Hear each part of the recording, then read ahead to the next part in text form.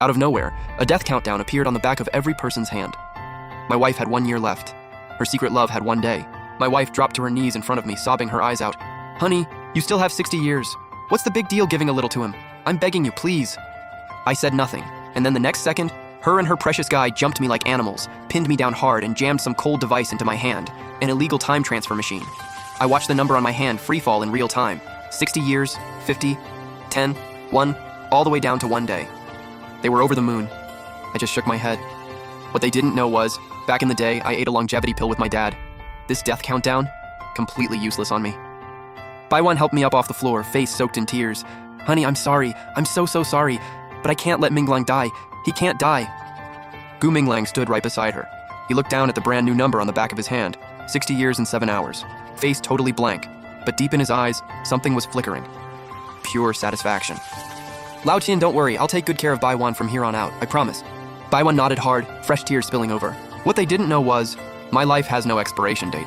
If I don't want to give it, they can't take a single second. That blinding 60 years and 7 hours on Gu Minglang's hand? A fake. Stolen smoke and mirrors. Baiwan wiped her tears and looked down at my hand. All that was left was one cold number. 6 hours. Her eyes were full of guilt and pity. "Acheng, I know this is so unfair to you. You only have a few hours left. Tell me if there's anything you want. Minglang and I will do whatever it takes, anything at all." I spoke up, calm as ever. "Divorce." The room went dead silent. You could have heard a pin drop. Baiwan froze, eyes going wide. She stared at me like I'd lost my mind. "No, absolutely not. Acheng, I am not divorcing you.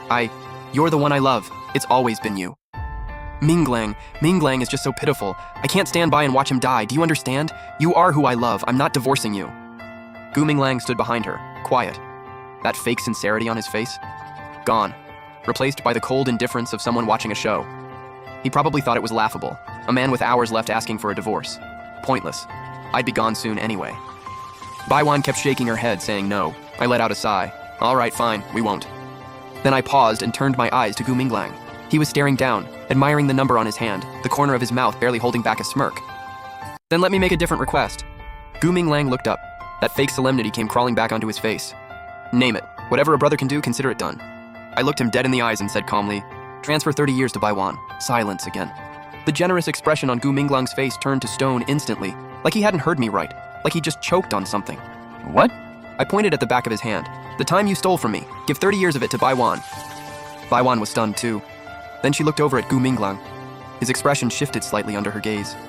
He looked away and started fumbling for words. "Well, Lao Xin, see, I just did a time transfer. My body's still, recovering. And operating that device takes technical know-how and a lot of energy. If we rush it, something could go wrong. How about we wait till tomorrow? After things are settled, me and Wan can sit down and figure it out." The hope in Baiwan's eyes slowly faded, replaced by something complicated. Then she let out an awkward laugh. "Honey, Minglang's still not feeling great. There's no rush. He'll transfer it to me, don't worry about it." Gu Minglang nodded and quickly changed the subject. "Lao Chin, isn't your hometown near the Qin Shi Huang Mausoleum? Let us take you back for a visit. You've still got 6 hours. How about paying respects to your ancestors?" I closed my eyes and nodded. "Sure, that place is my real home." "Let's go back. This world isn't worth staying for." Gu Minglang still had 7 hours on his clock. They got on the highway. Not too far. He said it'd take an hour or two. I sat in the back left seat. Baiwan was on the right. She leaned over and hooked her arm through mine, pressed herself against me, head resting on my shoulder. "Honey, I'm sorry. I'm really so sorry. In my next life, I'll spend every day making it up to you. In this life, I owe Minglang. Back then, he jumped into that freezing river to save me. Almost drowned. It left him with a chronic illness. If it weren't for that, we would have gotten married long ago. I owe him my life. Do you get that?" Her tears soaked into my shirt. I stared at the back of Gu Minglang's head. I gave a quiet response. "As long as you're happy." Baiwan seemed to choke on that. She didn't say another word. The car fell quiet, nothing but the engine humming. Then Gu Minglang's phone rang. He glanced at the screen and picked up instantly. His voice shifted to this deliberately soft, tender tone. "Hey, Ronger. Yeah, I know. I just want to come see you. I have a surprise for you. Wait for me. I'm on my way to the Qin Mausoleum right now. Yeah, almost there. Don't be scared. I'll be able to transfer those 30 years to you real soon." He paused, voice going even softer. "Be good. Wait for me." He hung up not long after, dead silence in the car. Baiwan slowly sat up straight. Her hand slipped off my arm. I could feel her body go rigid, stiff as a board. She fixed her stare on the back of Gu Minglang's head. Her voice came out barely above a whisper, carrying a tremor she couldn't hide. "That was... who?" Gu Minglang's grip on the steering wheel tightened slightly. He stayed quiet for a few seconds before answering in a tone that was trying way too hard to sound casual. Oh, just a junior from school, kind of a sad case. Only got 2 years left on her clock. She's a good person. Just figured I'd help her out. Don't stress, Wan, it's just 30 years. Not a big deal. Baiwan didn't say a word, but I could hear her breathing go short and sharp. She sat there completely still as her body started to tremble. Barely noticeable at first, then more and more, like something inside her had just detonated. Just helping her out? With my husband's life? For your little junior? She kept repeating those words, voice like it was being forced through clenched teeth, shaking so hard she could barely get it out. Gu Minglang's silence only lasted 1 second. Then he snapped, slamming his hand on the steering wheel. Baiwan, why is this any of your business? She's just a junior. There's nothing going on, got it? I jumped into a freezing river for you back then and ended up sick for years. Your family refused to let us be together, called me damaged goods.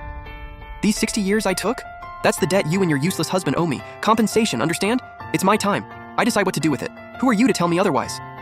Baiwan flinched like she'd been whipped. Every drop of color drained from her face. Her lips trembled, and then she slowly looked down. Understood. I won't ask anymore. Minglang. Gu Minglang let out a cold scoff and tuned her out, floored the gas. The car shot forward. Nothing left in the car but suffocating silence and the growl of the engine. After 2+ hours of driving, the car finally pulled to a stop somewhere remote and out of the way. Not the main entrance. Open ground in every direction. In the distance, a rolling silhouette of earthen mounds. Get out. Gu Minglang's tone was sharp. We got out of the car. Dry air. The smell of dust. I stood there and didn't move, eyes locked on an unremarkable slope nearby. Baiwan caught my pause. Her voice was hoarse, barely holding it together. Cheng, what's wrong? Are you feeling okay? I shook my head and kept staring at that slope. I just feel like I played here as a kid. There used to be bronze cranes here, incredibly lifelike. Gu Minglang finished locking the car and walked over just in time to hear that. He immediately put on this exaggerated smirk. Oh, as a kid? Ha! Lao Qin, did getting your time drained literally scramble your brain? You played here as a kid? I think you're just delirious. Your body's shutting down and your mind is going with it. Bronze cranes? Bro, do you think this is the Qin Dynasty Apong Palace from 2,000 years ago or something? You've been reading too many tomb raiding novels? Or are you just losing it because you're about to kick the bucket? Baiwan stood nearby, pale as a ghost. The look she gave me was full of confusion and a hint of pity. She thought Gu Minglang had a point, that I'd maybe lost it mentally. I didn't react.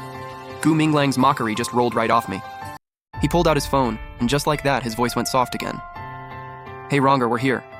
Tell me your exact location. Got it? Got it. Okay. I'm coming to you right now with the time. Wait for me. He hung up and waved us forward impatiently. Let's go. Ronger dropped her location,